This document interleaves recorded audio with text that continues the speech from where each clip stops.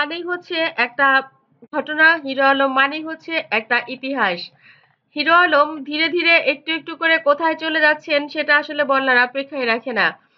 নোয়াখালীর সুবর্ণচরে সেই অসহায় মেয়েটিকে দেখতে গিয়েছিলেন বিএনপির মহাসচিব মির্জা ফখরুল ইসলাম আলমগীর।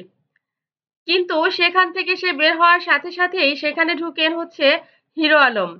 নোয়াখালীর সুবর্ণচরে একাদশ জাতীয় সংসদ নির্বাচনে ভোট দেওয়াকে কেন্দ্র করে বিতণ্ডার জেরে স্বামী সন্তানদের বেঁধে রেখে ও গণধর্ষণের শিকার নারীর সঙ্গে দেখা করে তার পাশে থাকার আশ্বাস দিয়েছেন বিএনপির মহাসচিব মির্জা ফখরুল ইসলাম আলমগীর। শনিবার ৫ জানুয়ারি দুপুরে নোয়াখালী জেনারেল হাসপাতালে গিয়ে চিকিৎসাধীন ধর্ষিতা নারীর সঙ্গে দেখা করেন বিএনপি মহাসচিবের নেতৃত্বাধীন প্রতিনিধি দল। এ সময় বিএনপির পক্ষ থেকে তাকে অনুদান দেওয়া হয়।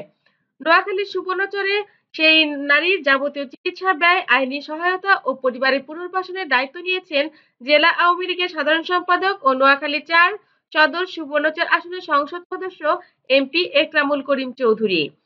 শুক্রবার ৪ জানুয়ারি বিকেলে তার পক্ষ থেকে আওয়ামী লীগের একটি প্রতিনিধি দল নোয়াখালী জেনারেল হাসপাতালে ভুক্তভোগী নারীর সঙ্গে দেখা করে এই ঘোষণা দেন। এ সময় এমপি একরামুল করিম চৌধুরী ব্যক্তিগত তহবিল থেকে ওই নারীকে আর্থিক সহায়তাও দেওয়া হয়। কিন্তু সেগুলো কিন্তু কোনো বড় ধরনের খবর হয়ে আসেনি। বড় ধরনের খবর কিন্তু বর্তমানে সেখানে তার পরপরই হাজির হয়েছিলেন হিরো আলম। হিরো আলমকে এক নজর দেখার জন্য মুহূর্তের মধ্যেই সারা শহরের মানুষ এক জায়গায় হয়ে যায়।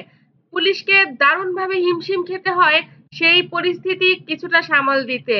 আপনারা দেখতেই পাচ্ছেন অস্বাভাবিক ভিড় এবং হিরো আলম সেখানে বক্তৃতা দিচ্ছেন।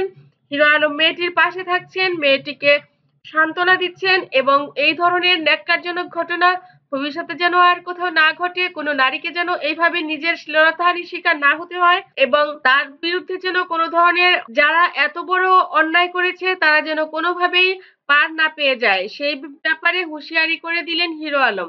তিনি বললেন যে অপরাধ ঘটবে দু একটা, কিন্তু এই ধরনের অপরাধ যেন কখনো না ঘটে।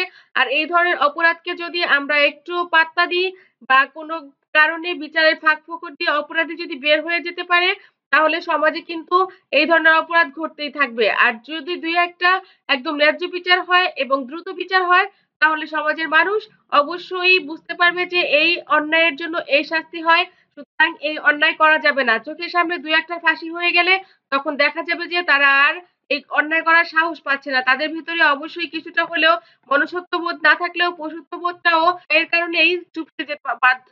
আমি চাই আপনারা এ থেকে শিক্ষা গ্রহণ করুন। এই ধরনের বক্তব্য আসলে হিরো আলমের পক্ষেই দেওয়া সম্ভব। আমরা হিরো আলমকে চাই সে যেন সব ধরনের সামাজিক যত কার্যক্রম আছে সবকিছুর সঙ্গেই লেগে থাকেন। যদি কোনোদিন তার ভাগ্যে থাকে নিশ্চয়ই তিনি মন্ত্রী হতে পারবেন। আপনারা কি বলেন? হিরো আলমের কার্যক্রমগুলো আপনাদের কাছে কেমন লাগছে? একজন মানুষ এমপি হতে পারলো না, তার নিজের ভোটের এলাকায় ভোট দিতে পারলো না, যত কিছু ঘটুক না কেন সে কিন্তু দমে গেলেন না বা নিজেকে ছোট করে গুটিয়ে নিলেন না। তিনি কিন্তু আরো বড় ধরনের কার্যক্রমের সঙ্গে জড়িত হয়ে গেলেন। এটাই কিন্তু অ্যাপ্রিশিয়েট করার মতো একটা বিষয়। এটাই আমাদের হিরো আলম। আমার চ্যানেলটি যদি আপনাদের ভালো লাগে লাইক, কমেন্ট, শেয়ার দিন এবং পরবর্তী পর্ব পেতে সাবস্ক্রাইব করুন। ধন্যবাদ।